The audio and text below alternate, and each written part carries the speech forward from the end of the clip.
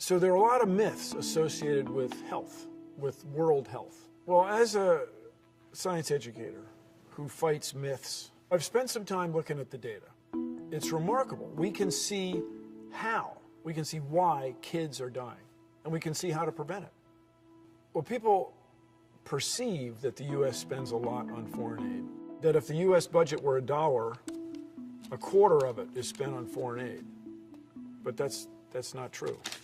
It's less than a penny. It's 0.8% of the federal budget. You can't even cut a coin small enough to represent how much money is spent on foreign aid. It's not that much. Now, this idea that wars or natural disasters, tsunamis, earthquakes kill most of the people, that's wrong. It pales, it's dwarfed by the number of people killed by preventable diseases. This sector represents the number of kids 5 years old and younger that die every year from injuries.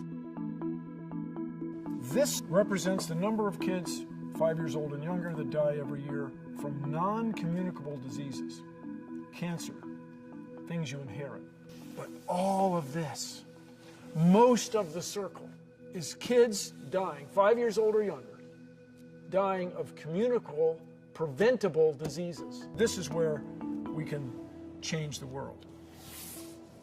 People think that we've been sending money to Africa for decades and nothing's improved. Things are as bad as they ever were. Well, that's a myth. When you can show statistically that child mortality's gone down over the last couple decades by a factor of 2, been cut in half. Those are the data. We have a real opportunity to leave the world better than we found it, to dispel these myths and move on to improve the quality of life of people everywhere. So let's prevent the diseases. Let's address a preventable disaster.